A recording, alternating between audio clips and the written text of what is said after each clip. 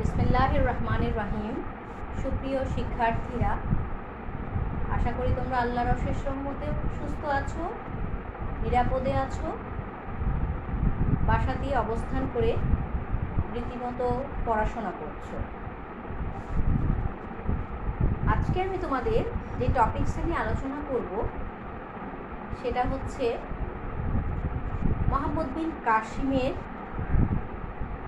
কাসিম যে সিন্ধু বিজয়টা করেছিলেন, সে সিন্ধু বিজয়ে মুসলমানদের সাফল্যের কারণ এবং সেটার ফলাফল। এই বিষয়টি নিয়ে আলোচনা করার জন্য আজকে আমি তোমাদের সাথে সংযুক্ত আছি ফাহমিদা হোসাইন, প্রভাষক, খিলগাঁও মডেল কলেজ। তাহলে আমরা আর কথা না বাড়িয়ে আমাদের ক্লাসে চলে যাই। মোহাম্মদ বিন কাসিম 712 খ্রিস্টাব্দে সিন্ধু জয় করেন। সিন্ধু এবং মুলতান এই দুটি অঞ্চলে দুটি জায়গা তিনি দখল করেন এবং তার আশেপাশের অঞ্চলগুলোকে দখল করেন। প্রায় এক বছর সময়ব্যাপী তিনি এই কাজগুলো, এই বিজয় অভিযানগুলো সম্পন্ন করেন। আমরা জানি যে মোহাম্মদ বিন কাসিম ছিলেন সিন্ধু বিজয়ের অন্যতম সেনানায়ক। কিন্তু এই মোহাম্মদ বিন কাসিমের মৃত্যু বা এই অন্যতম ভারত বিজয়ের অন্যতম সেনানায়কের মৃত্যু ছিল অত্যন্ত মর্মান্তিক। মোহাম্মদ বিন কাসিম সিন্ধু অভিযানের পর সিন্ধু যখন অভিযান করলেন তখন তিনি সেখানে কিছুকাল সিন্ধু এবং মুলতানের শাসন ব্যবস্থা কায়েম করেন। ইতিমধ্যে আমরা জানি যে মুসলিম জাহানের শাসক ছিলেন আল ওয়ালিদ। মুসলিম জাহানের খলিফা ছিলেন হচ্ছে আল ওয়ালিদ। ইতিমধ্যে যখন মোহাম্মদ বিন কাসিম সিন্ধু অভিযান করে বা সিন্ধু মুলতান জয় করে সেখানে তিনি তার শাসন কায়েম করছিলেন, সেই সময় আল ওয়ালিদ মারা যান। আল ওয়ালিদ মারা গেলে আল ওয়ালিদের ভাই সুলাইমান সে সময় ক্ষমতায় বসে। সুলাইমান ক্ষমতায় যখন বসেন সেই সময় মোহাম্মদ বিন কাসিম, এই সুলাইমান যখন খলিফা হওয়ার পরে মোহাম্মদ বিন কাসিমকে মারা যান বা তাকে হত্যা করা হয় এবং তার এই মৃত্যু ছিল অত্যন্ত মর্মান্তিক। তিনি যখন সিন্ধু জয় করেন সে সময় সিন্ধুর রাজা ছিলেন দাহির।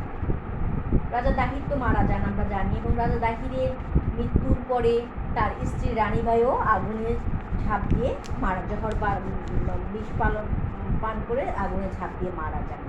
তো ওনার দুটো কন্যা, রাজা দাহিরের দুজন কন্যা ছিল, দুই কন্যা সূর্য দেবী এবং পরিমল দেবী। এই দুইজন কন্যা সহ রাজা দাহিরের এই দুই কন্যা সহ অন্যান্য যুদ্ধবন্দীদেরকে মোহাম্মদ বিন কাসিম কী করেন, দামেস্কে খলিফার নিকট প্রেরণ করেন। কিন্তু আমরা বলছি যে ইতিমধ্যে খলিফা আল ওয়ালিদ মারা গিয়েছে এবং সুলাইমান তখন খলিফা সুলাইমানের কাছে এসে রাজা দাহিরের দুই কন্যা সূর্য দেবী এবং পরিমল দেবী তারা মোহাম্মদ বিন কাসিম সম্পর্কে তার কাছে অভিযোগ করে যে মোহাম্মদ বিন কাসিম তাদের শ্লীলতা হানির বা তাদের সাথে অসম্মানজনক কাজ করার চেষ্টা করেছে। এই কথা শুনে খলিফা সুলাইমান রাগে তিনি অগ্নিশর্মা হয়ে যান, রাগান্বিত, অত্যন্ত ক্রোধান্বিত হয়ে যান এবং তিনি তখন সেখানকার সেনাপতিকে বা তার যে সুলাইমানের যে সহচর্য ছিল সেখানকার, তাকে তিনি বললেন যে তৎক্ষণাৎ যেন মোহাম্মদ বিন কাসিমকে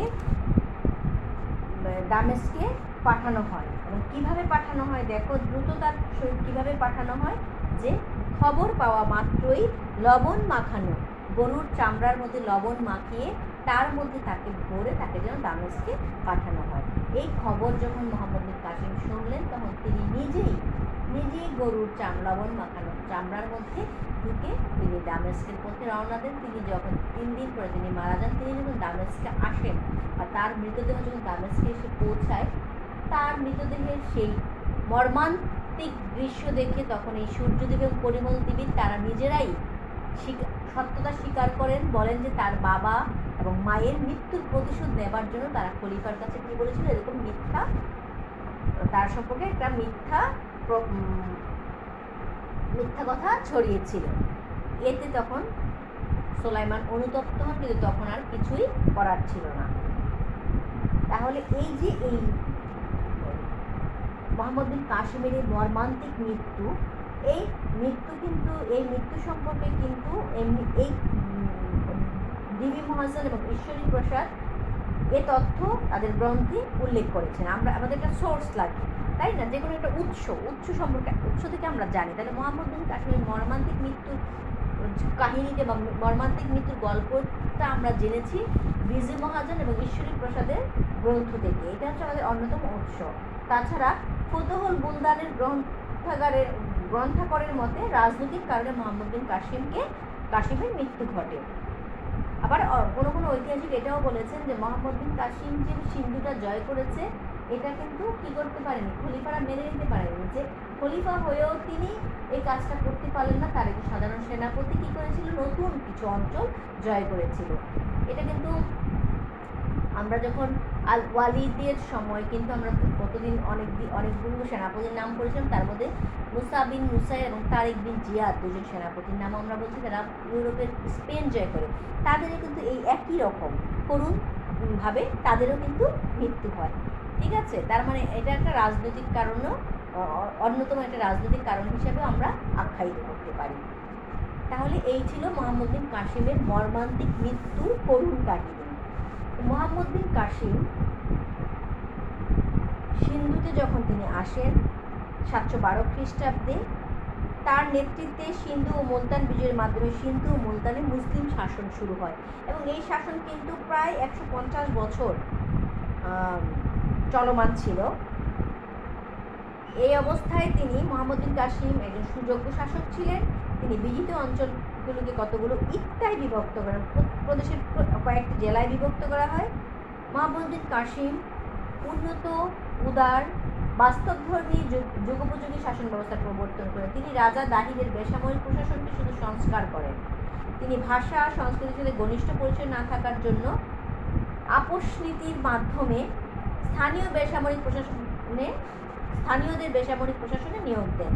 ব্রাহ্মণ, রাজা দাহিরের নিকট আত্মীয় প্রমুখ ব্যক্তিরাও উচ্চ পদে নিয়োগ পেয়েছিলেন। তিনি একজন মুসলিম হয়েও যেহেতু তিনি সিন্ধুতে ভাষা সম্পর্কে বেশি অকিবহাল ছিলেন না, তাই সেখানকার স্থানীয় লোকদেরকে বা স্থানীয় ব্যক্তিদেরকে তিনি কিন্তু উচ্চপদস্থ কাজে বা উচ্চপদস্থ পদে কিন্তু তিনি নিয়োগ দিয়েছিলেন।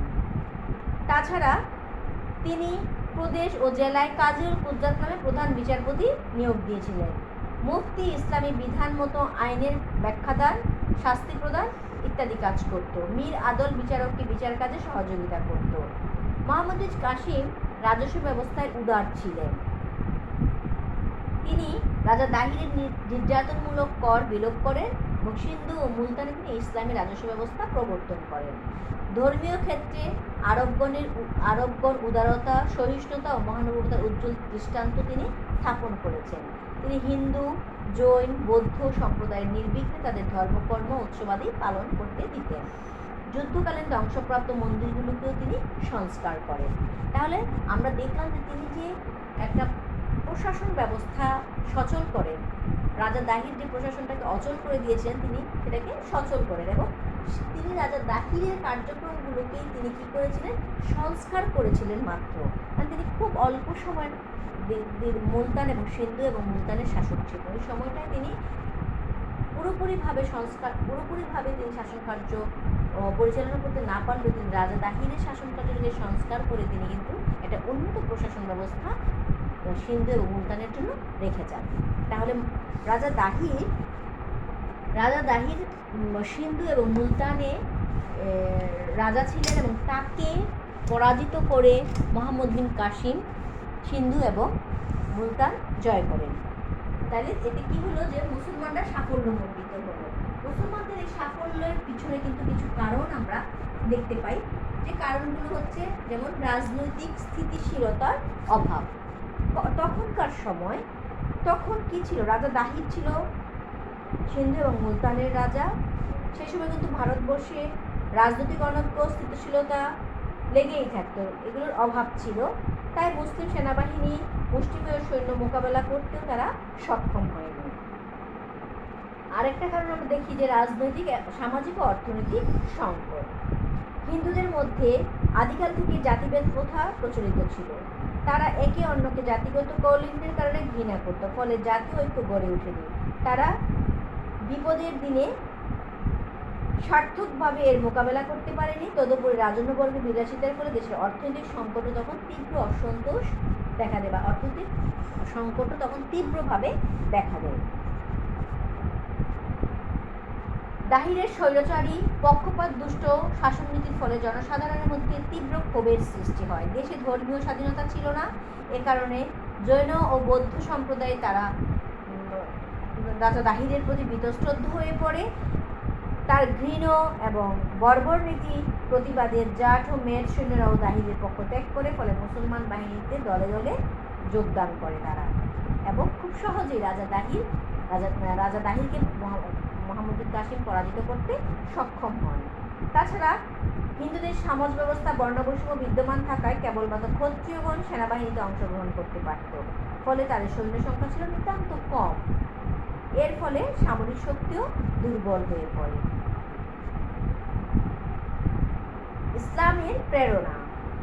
বিশ্বের নির্যাতিত ও শোষিত মানুষকে শান্তি, কল্যাণ ও মুক্তির সন্ধান দেওয়ার জন্য যে মহান লক্ষ্যে উদ্যত হয়ে মুসলমানগণ স্পেন, উত্তর আফ্রিকা, মধ্য এশিয়া জয় করেছিল, সিন্ধু বীজের মূলেও সে অভিন্ন প্রেরণা কাজ করেছিল।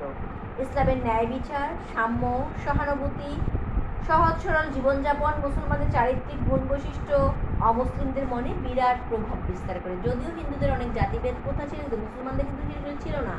মুসলমানরা সবাইকে একই চোখে দেখত। এই জিনিসটা বিধর্মীদের কাছে অত্যন্ত প্রকটভাবে দেখা দেয়। তারা এটা মানে মুসলমানদের মধ্যে কোনো ধরনের উপর নিচ ছিল না। এই জিনিসটা সনাতন ধর্মাবলম্বীদের মধ্যে বা ভিন্ন ধর্মাবলম্বীদের মধ্যে আকৃষ্ট করে।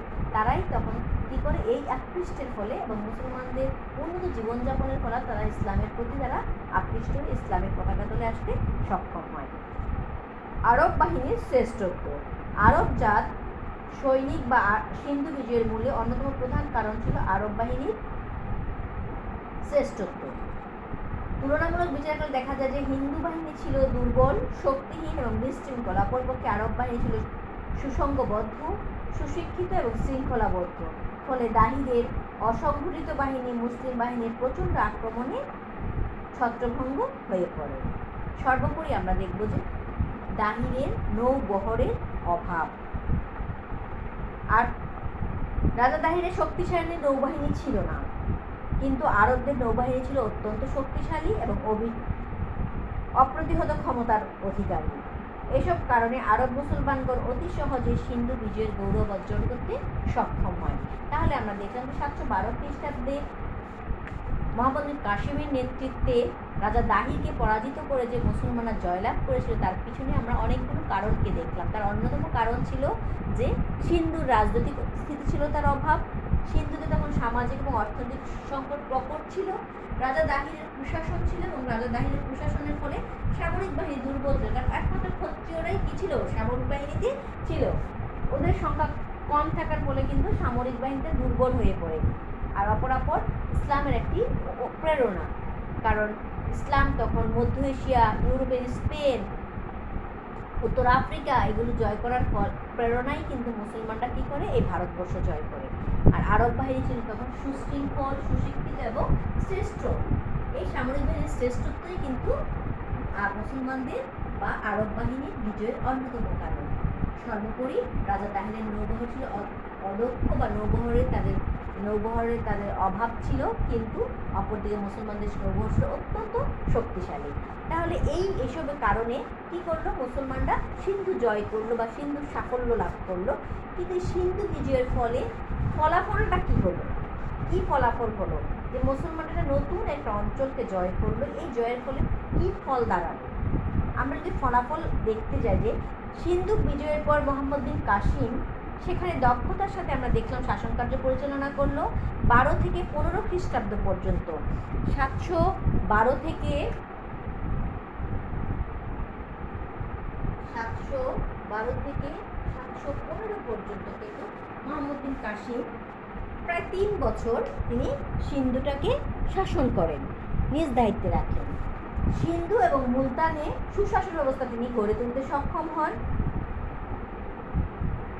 715 খ্রিস্টাব্দে আল ওয়ালিদের মৃত্যু হলে সুলাইমান আল ওয়ালিদের আমরা দেখলাম যে স্থলাভিষিক্ত হন এবং তিনি মোহাম্মদ বিন কাসিমকে দামেস্কে ডেকে পাঠান এবং তার মর্মান্তিক মৃত্যু হয়।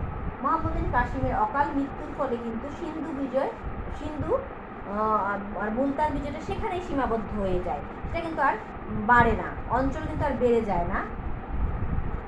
বিশেষত এ কারণে মুসলমানরা সিন্ধু বিজয়ের ফলাফল সম্পর্কে আধুনিক ঐতিহাসিক স্ট্যানলি লেনপু, এই যে যখন যদিও অনেক দিন পর্যন্ত মুসলমানরা রাজত্ব করেছিল ঠিকই, কিন্তু এর সীমানা কিন্তু সিন্ধু আর মুলতান পর্যন্ত সীমাবদ্ধ ছিল। এই জন্য ঐতিহাসিক স্ট্যানলি লেনপুলের মন্তব্য করেন যে সিন্ধু বিজয় একটি উপাখ্যান মাত্র। উপাখ্যান কি? একটি নাটক মাত্র বা উপাখ্যান মাত্র।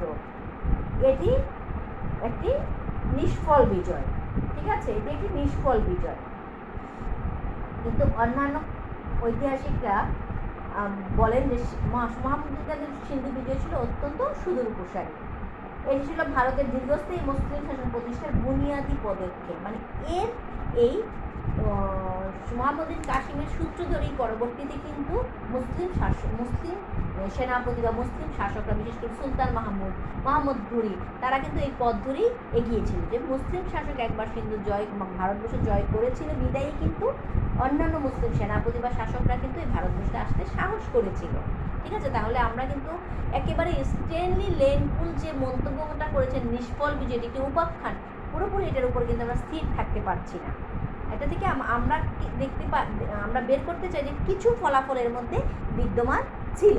সেই ফলাফল যদি আমরা দেখতে যাই, প্রথমে আমরা দেখব যে রাজনৈতিক ফলাফল।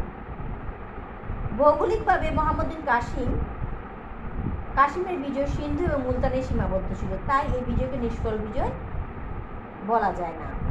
আরবরা সিন্ধু অঞ্চলে এক উন্নত প্রশাসনিক ব্যবস্থা গড়ে তুলেছিল, কারণ আমি বললাম যে তিনি কি করেছিল, কতগুলো ইকতায় বিভক্ত করেন এবং ইকতাগুলোকে আবার কতগুলো জেলায় বিভক্ত করেন তিনি।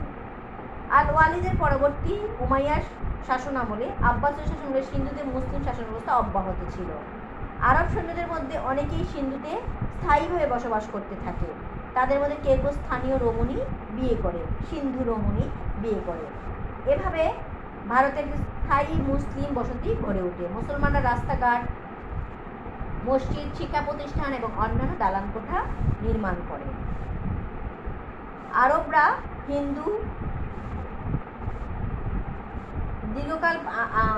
এবং হিন্দুরা দীর্ঘকাল পাশাপাশি থাকার ফলে একটি সংস্কৃতির বন্ধন সৃষ্টি হয়। একথা অস্বীকার করার উপায় নয় যে মোহাম্মদ বিন কাসিমের সিন্ধু বিজয় সুলতান মাহমুদকে বারবার ভারত অভিযানে অনুপ্রাণিত করেছিলাম, যেটা বললাম, এবং সুলতান মাহমুদের পরে মোহাম্মদ ঘুরি ভারতের বিস্তীর্ণ অঞ্চল জয় করেন এবং মোহাম্মদ বিন কাসিমের বিজয়কে ভিত্তি করে পরবর্তীকালে ভারতের দীর্ঘস্থায়ী মুসলিম শাসন প্রতিষ্ঠা হয়েছিল। এটা আমি বললাম তোমাদের একটু আগে যে মূলত এই মোহাম্মদ বিন কাসিমের বিজয়কে ধরেই কিন্তু তার এই পথ ধরেই কিন্তু পরবর্তীতে মুসলিম শাসকরা ভারতবর্ষে আসে এবং স্থায়ীভাবে বসতি স্থাপন করে শাসন কার্য পরিচালনা করতে সক্ষম হয়। এটা সামাজিক এবং অর্থনৈতিক ফলাফলটা যদি আমরা দেখি তাহলে দেখবে যে সিন্ধু বিজয়ের সুদূর প্রসারী ফলাফল সামাজিক অর্থনৈতিক ক্ষেত্রে লক্ষণীয়। স্থানীয় অধিবাসীগণ মুসলমানদের সংস্পর্শে আসে, তারা ইসলামের সাম্য মৈত্রীর আদর্শে দ্বারা আকৃষ্ট হয়। জাট ম্যাডগণ মুসলমানদেরকে স্বাগত জানিয়েছিল।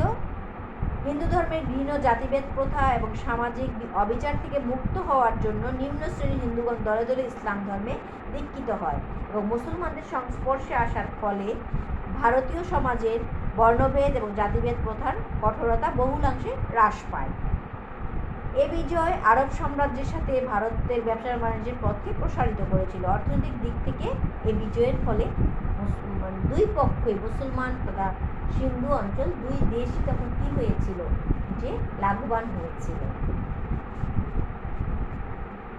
সাংস্কৃতিক ফলাফল সবচেয়ে বেশি লাভবান হয়েছিল বা সবচেয়ে বেশি আমরা বলতে পারি যে নিষ্ফল বিজয় না, সেটা প্রমাণিত হয়েছিল সাংস্কৃতিক দিক থেকে। সাংস্কৃতিক ক্ষেত্রে আরবগণ সিন্ধু বিজয়ের ফলস্বরূপ সর্বাপেক্ষা অধিক সুদূর প্রসারী, কারণ সিন্ধু বিজয়ের পূর্বে আরবগণ গ্রিক, মিশরীয়, মেসোপটেমীয়, পারসিক সংস্কৃতির সাথে পরিচিত ছিল। তারা সকল সংস্কৃতির মধ্যে এক ধরনের সমন্বয় সাধন করেন। মুসলমানগণ যখন ভারতে আসে তখন তারা ছিলেন এই সমন্বিত সংস্কৃতি এবং সভ্যতার অধিকারী। তাহলে তারা সিন্ধুকে একটা নতুন সভ্যতার সাথে তারা পরিচিত করে দিয়েছিল, নতুন একটা সংস্কৃতির সাথে আরবরা পরিচিত করতে সক্ষম হয়েছিল। দর্শন, সাহিত্য, গণিত, চিকিৎসা, জ্যোতির্বিদ্যা, সঙ্গীত, চিত্রশিল্প প্রভৃতিতে প্রাচীনকাল থেকে ভারতীয়গণ উন্নতি সাধন করেছিল। মুসলমানগণ হিন্দু পণ্ডিত এবং গুণীদের সংস্পর্শে আসার যেন সোনা এবং সোহাগার মধ্যে মিলন হয়। এতে ভারতীয় জ্ঞান ভাণ্ডার ও ইসলামী জ্ঞান ভাণ্ডারের মধ্যে আদান প্রদান হয়। ভারতীয় সভ্যতা এবং ইসলামী সভ্যতার মধ্যে যোগাযোগের ফলে দুই পক্ষই লাভবান হয়। আব্বাসীয় যুগের খলিফাগণ ভারতীয় জ্ঞান বিজ্ঞানের বই পুস্তক আরবি ভাষায় অনুবাদের ব্যবস্থা করে বিশ্ব ইতিহাসে এক স্বর্ণযুগের সূচনা করে। উদাহরণ হিসেবে সিন্ধ হিন্দ নামক গ্রন্থের নাম উল্লেখ করা যায়। উদাহরণ হিসেবে আমরা কোন বইয়ের নাম উল্লেখ করতে পারি? সিন্ধ হিন্দ।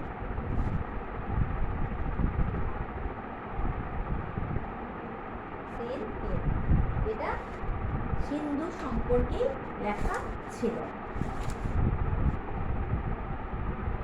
খলিফা মনসুরের সময় কয়েকজন ভারতীয় পণ্ডিত বাগদাদে যান এবং তারা সাথে নিয়ে যান জ্যোতির্বিজ্ঞানীদের উপর লিখিত সিদ্ধান্ত নামক সংস্কৃত গ্রন্থটি। আরবীয় পণ্ডিতগণ এটি আরবি ভাষায় অনুবাদ করেন। অনুদিত গ্রন্থটির নামকরণ করা হয় সিন্ধ হিন্দ। তার মানে এই সিন্ধ হিন্দ এটি জ্যোতির্বিজ্ঞান সম্বন্ধীয় গ্রন্থ। ভারতীয়দের কাছ থেকে আরবগণ গাণিতিক সম্পর্কে ধারণা লাভ করেছিল। চিকিৎসা শাস্ত্রের উপর লিখিত গ্রন্থ চরক ও সুশ্রুত আরবিতে অনুদিত হয়। পঞ্চতন্ত্রের হিতোপদেশ আরবিতে অনুদিত হয়ে আরব ভূখণ্ডে ব্যাপক জনপ্রিয়তা লাভ করে। ইরানি এবং ভারতীয় দর্শনের মিশ্রণের জন্ম হয় সুফিবাদ এবং সুফিতন্ত্রে। তাহলে আমরা দেখলাম যে সবচেয়ে বেশি ফলাফল বা গুরুত্বপূর্ণ ফলাফল বহন করে সাংস্কৃতিক ফলাফলে, কারণ বিভিন্ন সংস্কৃতির আদান প্রদান হয় এইখানে। কারণ ভারতীয়রা আগে থেকেই পণ্ডিত ছিল, আর আরবীয়রা গ্রিক, পারসিক, মেসোপটেমিয়া বিভিন্ন অঞ্চলে তাদের যাওয়ার ফলে বা বিজয় অভিযানের ফলে তারাও সেগুলো সম্পর্কে সমন্বয় করতে তারা সমৃদ্ধ হয়েছিল। এই দুই সমৃদ্ধ জাতি তখন উন্নতর সংস্কৃতির দিকে তারা অগ্রসর হয় এবং উন্নতর সংস্কৃতির তারা প্রতিফলন, উন্নতর সংস্কৃতির আরো উন্নত থেকে উন্নততরে নিয়ে যেতে সক্ষম হয়। তারপর আমরা দেখি যে ধর্মীয় ফলাফলটা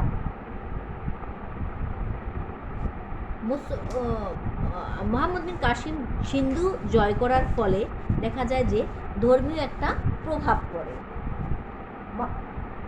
ধর্মীয় ক্ষেত্রে সুদূর প্রসারী একটা প্রভাব পড়ে। সিন্ধু বিজয়ের ফলে সিন্ধুর বিধর্মীরা ইসলামের আদর্শের সাথে পরিচিত হওয়ার সুযোগ ঘটে এবং কতিপয় পীর, দরবেশ, আউলিয়া ইসলাম প্রচারকে জীবনের ব্রত হিসেবে গ্রহণ করে।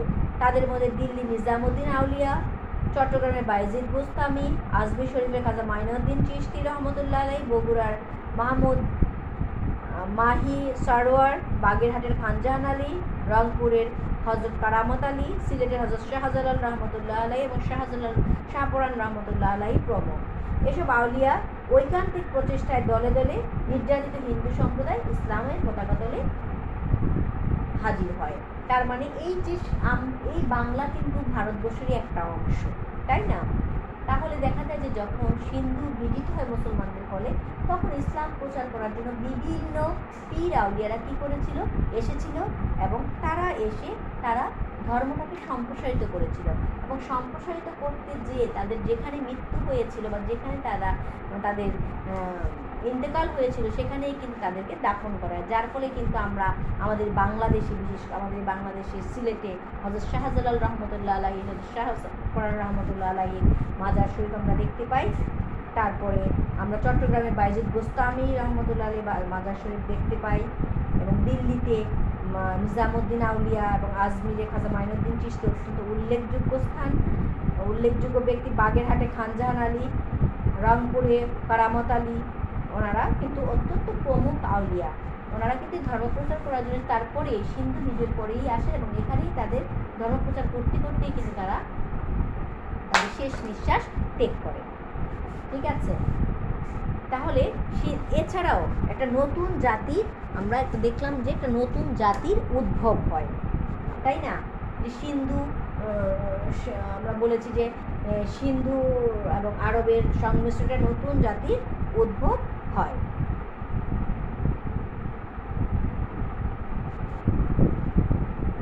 সিন্ধু বীজের পরে মুসলিম ওলেমা, মাশায়েখ, সুফিগণ সারা দেশে অবাধে ইসলাম প্রচারের সুযোগ পান। তারা এর সদ্ব্যবহারও করেন। আরবরা স্থানীয় রমণীদের সাথে বিয়ের বন্ধনে আবদ্ধ হয়ে এখানে সংসার ধর্ম পালন করতে থাকে। এতে স্থানীয় জনগণের সঙ্গে তাদের মেলামেশা বৃদ্ধি পায়। এরপর আরবি এবং ভারতীয়দের সংমিশ্রণে অর্থাৎ আর্য সেমেটিক জাতির সংমিশ্রণে উপমহাদেশের নতুন জাতির উদ্ভব হয়। তারাই পরবর্তীকালে ইসলামী সংস্কৃতি পুরোধা বা পুরোভাগে স্থান লাভ করে। ভাষার পারস্পরিক আদান প্রদানের ফলে এবং সমঝোতা ও সহাবস্থানের মাধ্যমে নতুন কৃষ্টি এক অনুগম তাহাবিজতমুদ্দের উদ্ভব ঘটে বংশধরদের মধ্যে। তাই আরবীয় এবং ভারতীয় উভয় কালচারের বৈশিষ্ট্য, উভয় সংস্কৃতির বৈশিষ্ট্য ও গুণাবলী দৃষ্টিগোচর হয়। সিন্ধু এবং উপমহাদেশে অনেক এলাকায় বহু মসজিদ নির্মিত এবং মসজিদগুলো মুসলমানদের কর্মকেন্দ্র হিসেবে গণ্য হয়। ওলামায়ে কেরাম ওয়াজ নসিহত করতেন এবং মানুষদেরকে ধর্মীয় শিক্ষা দিতেন। সঙ্গীত চিত্রকলার কথাও আমরা বলেছি যে আরবরা হিন্দু পণ্ডিতদের কাছ থেকে ভারতীয়দের জ্ঞান বিজ্ঞান সম্পর্কে জানার ক্ষেত্রে বেশ সাহায্য লাভ করেছে। তারা জ্যোতিষশাস্ত্র, চিকিৎসা বিজ্ঞান, অঙ্কশাস্ত্র, দর্শনশাস্ত্র সম্পর্কে জ্ঞান লাভ করে। আবার ভারতীয় সঙ্গীত সুরবিদ্যার সংস্পর্শেও আসে। জৈন ইংরেজ ঐতিহাসিক বলেন, আরবরা নিজেদের ইউনানি চিকিৎসা বিজ্ঞানের পরিবর্তে ভারতীয় পণ্ডিতদের জ্ঞানশাস্ত্র বেশি শিক্ষা করেন। তাই ভারতীয় জ্যোতিষশাস্ত্র, অঙ্কশাস্ত্রের প্রভাব আরবীয় জ্যোতির্বিদ্যা ও গণিতশাস্ত্রে স্পষ্ট। আরব লেখকদের বর্ণনা মতে তারা গাণিতিক সংখ্যার লিখন ধারায় এই উপমহাদেশের গণিত বিশেষজ্ঞদের অনুসরণ করেছেন। সংস্কৃত ভাষায় লিখিত জ্ঞানগর্ভ বিভিন্ন গ্রন্থ তারা আরবিতে অনুবাদ করেন। তাহলে দেখা গেল যে এই সংস্কৃত ক্ষেত্রে কিন্তু আমরা স্ট্যানলি রেনপুল যে কথাটা বলেছিলেন যে সিন্ধু বিজয়ের একটি উপাখ্যান মাত্র, একটি নিষ্ফল বিজয় বা এর ফলাফল বলে কিছু নেই, এটা কিন্তু আমরা দেখলাম যে এটা সব ক্ষেত্রে সঠিক নয়, কারণ সংস্কৃতির ক্ষেত্রে কিন্তু উন্নতর পর্যায়ে তারা নিয়ে যেতে সক্ষম হয়েছিলেন এবং আরব এবং সিন্ধুদের সংমিশ্রণে একটা নতুন সংস্কৃতির আগমন ঘটে বা নতুন একটা সংস্কৃতির উদ্ভব ঘটে, যেটা কিন্তু যে সংস্কৃতিটা কিন্তু পরবর্তীতে দেখা যায় যে কেন্দ্রবিন্দুতে পরিণত হয়। তাহলে আমরা আজকে দেখলাম যে মুসলমানদের মোহাম্মদ বিন কাসিম সিন্ধু বিজয়ের অন্যতম সেনানায়ক।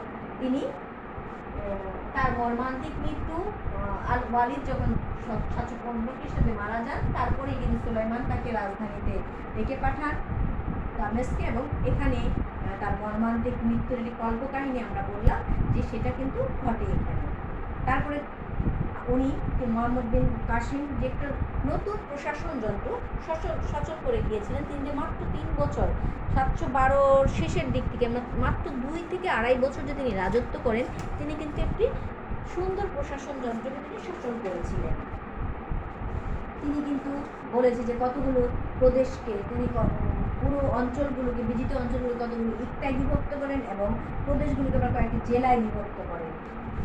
এছাড়া তিনি যেহেতু তিনি ভাষা সম্পর্কে, সিন্ধু অঞ্চলের ভাষা সম্পর্কে অজ্ঞাত ছিলেন, তাই কিন্তু সেখানকার স্থানীয় লোকজন তথা মোহাম্মদ রাজা দাহিরের নিকট আত্মীয় ব্রাহ্মণরাও কিন্তু তার রাজ্যে উচ্চ পদে নিয়োগপ্রাপ্ত হয়েছিলেন।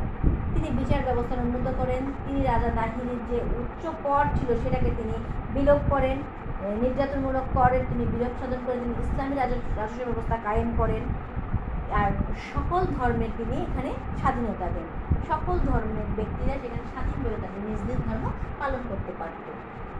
তাহলে এই যে একটি সুন্দর প্রশাসন শাসন করেন, এর জন্য কি দরকার ছিল? যে মুসলমানরা সিন্ধু জয় করেছে বা সিন্ধুতে সাফল্যমণ্ডলের পিছনে আমরা কিছু কারণ দেখিয়েছি। এর ফলে কি হলো, যে সিন্ধু অভিযানের ফলাফল, এই ফলাফলে আমরা দেখলাম যে স্টেজে লেনপুর সরাসরি বলে দিয়েছিল যে এটি একটি উপাখ্যান মাত্র, এটি একটি নাটক মাত্র, সিন্ধু বিজয় একটি নিষ্ফল বিজয়। কিন্তু আমার রাজনৈতিক ক্ষেত্রে কোনো কোনো ক্ষেত্রে নিষ্ফল হলেও সাংস্কৃতিক ক্ষেত্রে এটা নিষ্ফল বলা চলে না। সবচেয়ে বেশি গুরুত্বপূর্ণ বা সুদূর প্রসারী ভূমিকা রেখেছে সাংস্কৃতিক অঙ্গনে, কারণ সিন্ধু এবং আরবদের সংমিশ্রণে কী হয়েছে, যে উন্নতর সংস্কৃতির প্রতিফলন ঘটেছিল। এই উন্নতর সংস্কৃতির ফলে দেখা যায় যে ভারতে সিন্ধু বিজয়কে নিষ্ফল বিজয় কোনোভাবেই বলা চলে না, বলতে হবে যে এই সিন্ধু বিজয়ের ফলাফল অত্যন্ত গুরুত্বপূর্ণ এবং সুদূর প্রসারী। তাহলে আমরা আজকে এখানে শেষ করব। তোমরা এই প্রশ্নটা বাসায়, মানে সিন্ধু বিজয়ের মুসলমানদের সাফল্যের কারণ এবং সিন্ধু বিজয়ের ফলাফল, যে ফলাফলটা হাইলাইটস করলাম আমি, যে সাংস্কৃতিক ফলাফল, এটার উপরে কিন্তু তোমাদের প্রশ্নটা বেশি আসবে। তোমরা কিন্তু বাসায় একটু ভালো করে পড়বে এবং এটা সম্পর্কে ধারণা, আমার লেকচারটা শুনে পড়লে আমার মনে হয় তোমাদের ভালো একটা ধারণা হবে। যদি তোমাদের কোথাও কোনো সমস্যা থাকে অবশ্যই আমাকে নক করবে এবং বুঝতে না পারলে আমাকে জানাবে, আমি আবার চেষ্টা করব তোমাদেরকে বুঝিয়ে দেওয়ার জন্য। সবাই ভালো থাকবে এবং পড়াশোনা করবে এই আশাবাদ ব্যক্ত করে আমি আমার ক্লাস আজকে এখানেই শেষ করছি। Thank you all.